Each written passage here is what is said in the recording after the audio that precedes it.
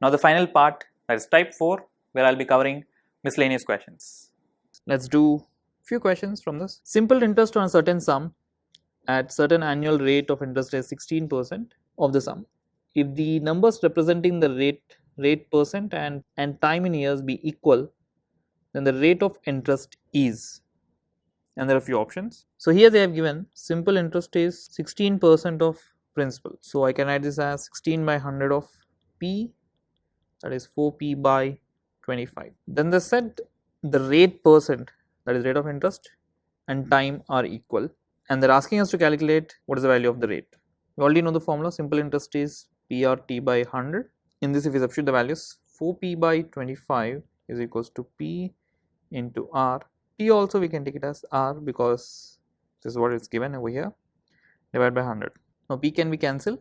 We can write this as R square is equals to 400 by 25, or R is root 400 by 25, that is 20 by 5, that is 4%. Therefore the option is A. Here is another question. A lends 40% of the sum at 15% interest per annum, 50% of the rest of the sum at 10% per annum, and the rest of the sum at 18% per annum rate of interest. What would be the rate of interest if the interest is calculated on the whole sum?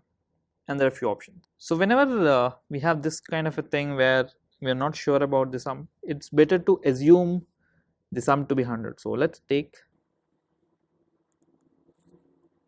sum as rupees 100, and they're saying they're distributing the amount into 3 parts. So part 1,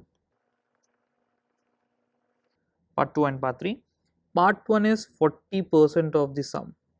So if my sum is 100 rupees, 40% is 40 rupees. For this, they are calculating the simple interest at 15% rate. Therefore, I can take this as simple interest is 40 into 15. Now they have not given the years, therefore we can take the year as 1 upon 100.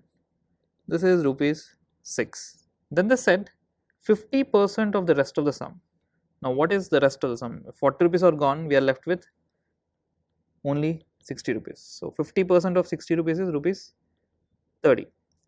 For this, let's calculate the interest at 10% per annum. So here simple interest will be 30 into 10 into 1 by 100, that is rupees 3. Then they are saying the rest of the sum at 18%. So rest of the rupees 30. SI will be 30 into, now the interest rate is 18 into 1 by 100, that is basically 540 divided by 100, that is 5.4. Now what will be the total interest? So total SI will be 6 plus 3 plus 5.4, that is 14.4. This is the interest generated for 100 rupees. Therefore, I can say the rate is 14.4 rupees for every 100 rupees, or this is 14.4%. Therefore, the answer is option C. So whenever we take 100, whatever the answer we get, we can directly convert it into percentage. So that's the end for simple interest. Before you proceed to the next topic, make sure to practice more number of questions.